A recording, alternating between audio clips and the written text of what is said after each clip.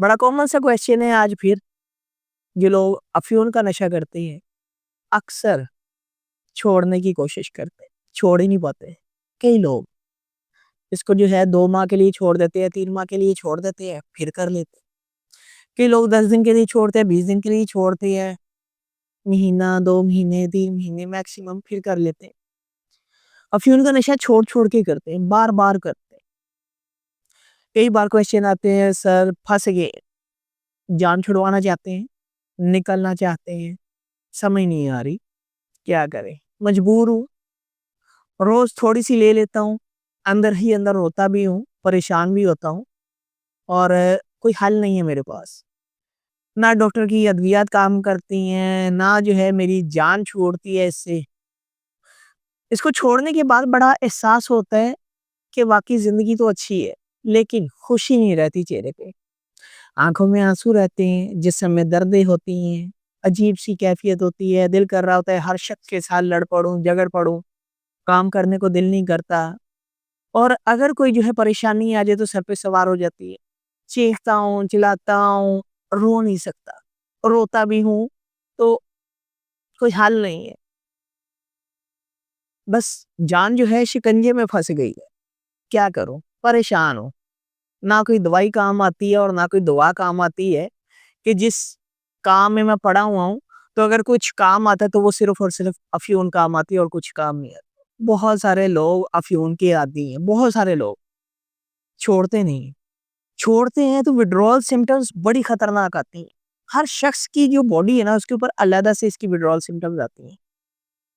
Physical symptoms ज़्यादा होती हैं, लेकिन इसके साथ-साथ साइकोलॉजिकल सिम्पटम्स भी होती हैं, गुस्सा, चिड़चिड़ापन, अजीब-सी कैफ़ियत और बाज़ दफ़ा तो जो है इंसान बहुत ज़्यादा डिस्टर्ब हो जाता है। इवन कि जो है इसमें इंसान जो है सुसाइडियल थॉट्स भी जो है सोच बैठता है। यकीन करें और सम केसेस के अंदर देखा भी गया कि अटेम्प्ट्स तक चले जाते हैं। इतना इंसान को मजबूर कर देती है। और ये इंसान जो है इसलिए नहीं छोड़ पाते क्योंकि इसके विथड्रॉल सिम्पटम बहुत खतरनाक होते हैं। इसके लिए जो है हेवी डोज़ की मेडिसिन की भी ज़रूरत होती है, प्रॉपर टेक केयर की ज़रूरत होती है, जिसमें जो है जनरल मेडिकल स्पेशलिस्ट की ज़रूरत होती है, स्टाफ नर्स की ज़रूरत होती है, साइकोलॉजिस्ट की ज़रूरत होती है, साइकियाट्रिस्ट की ज़रूरत होती है, प्रॉपर एक टीम और प्रॉपर एक चैनल की ज़रूरत होती है। इंडोर सेटिंग में इनका इलाज जो है मोस्ट ऑफ द टाइम देखा गया है जो केसेज़ होते हैं इंडोर सेटिंग के अंदर ये 100% जो है अपने आप को रिकवर कर लेते हैं। आउटडोर बेसिस के ऊपर जो है नहीं कर पाते क्योंकि बॉडी डिपेंडेंट हो जाती है। डिटॉक्सिफिकेशन भी नहीं कर पाते क्योंकि दवाइयाँ बहुत महँगी अफ़ीम सस्ती है, इस वजह से। तो ये लोग नहीं छोड़ पाते। बहुत कम छोड़ पाते हैं लेकिन नहीं छोड़ पाते। बहुत सारे केसेज़ हैं। पूछते हैं कब से इस्तेमाल कर रहे हैं 10 साल हो गए हैं, 12 साल हो गए हैं, 15 साल हो गए हैं, 5 साल हो गए हैं, 6 साल हो गए हैं, मुख्तलिफ जो है हमें सुनने को मिलता है। फिर ये भी बताते हैं इतने में टाइम के लिए छोड़ा है, फिर लग गए, इतने टाइम के लिए छोड़ा, फिर लग गए। ये वजह बनी, वो वजह बनी, ऐसे हुआ, वैसे हुआ, मजबूर हो जाते हैं। क्यों? डिटॉक्सिफ़िकेशन ही मुकम्मल नहीं होती। डिटॉक्सिफ़िकेशन बहुत ज़्यादा ज़रूरी है और इस तरह के पेशेंट जिनकी जो है विथड्रॉल सिम्पटम बहुत ज़्यादा खतरनाक हो, इनको मैं अक्सर रिकमेंड करता हूँ कि इंडोर सेटिंग में अपने विथड्रॉल सिम्पटम्स को मैनेज करें। और जैसे विथड्रॉल सिम्पटम मैनेज होंगे, उसके बाद जो है आप आउटडोर जो है पेशेंट के तौर पे जो है अपना ट्रीटमेंट को कंटिन्यू रखें, जिसमें काउंसलिंग सेशन और अद्वियात दोनों ही चलती रहे। तो बड़े मुश्किल में फँसे होते हैं अफ़ीम वाले लोग, यकीन करें और जान छुड़वाना चाहते हैं, नहीं छूट पाती।